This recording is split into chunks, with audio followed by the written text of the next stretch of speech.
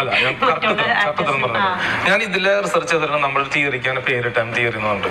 ആ തിയറി എന്താ വെച്ചാല്, നമ്മൾ ജനിച്ച നാടുണ്ടല്ലോ, ഈ നാടും നമ്മുടെ കുലദൈവവും അവിടുത്തെ നാട്ടിലെ ദേവത, പരദേവത എന്നൊക്കെ പറഞ്ഞാൽ നാട്ടിലെ ദേവത ഉണ്ടോ അല്ലെങ്കിൽ ഭഗവതി ഉണ്ടോ, ഇതുമായിട്ട് കണക്ഷൻ ഉണ്ടെന്ന് മനസ്സിലായി. അതിപ്പോ ക്രിസ്ത്യാനായാലും മുസ്ലിം ആയാലും ഏത് മതത്തിൽപ്പെട്ടവർക്കും അങ്ങനെ കണക്ഷൻ ഉണ്ട്. അവിടുത്തെ മുസ്ലിം പള്ളിയാണെങ്കിൽ മുസ്ലിം പള്ളിയായിട്ട് ബന്ധപ്പെട്ട്, ക്രിസ്ത്യൻ പള്ളിയാണെങ്കിൽ ക്രിസ്ത്യൻ ഇടവക പള്ളിയുമായി ബന്ധപ്പെട്ട്. നമ്മളൊരു ഭൂമിയിൽ നമ്മളൊരു നാട്ടിൽ ജനിച്ചിട്ടുണ്ടെങ്കിൽ ആ നാടിന് ഒരു കർമ്മയുണ്ട്, ആ സ്ഥലത്തിന്, ആ ഏരിയ, ആ ഗ്രാമത്തിന് ഒരു കർമ്മയുണ്ട്.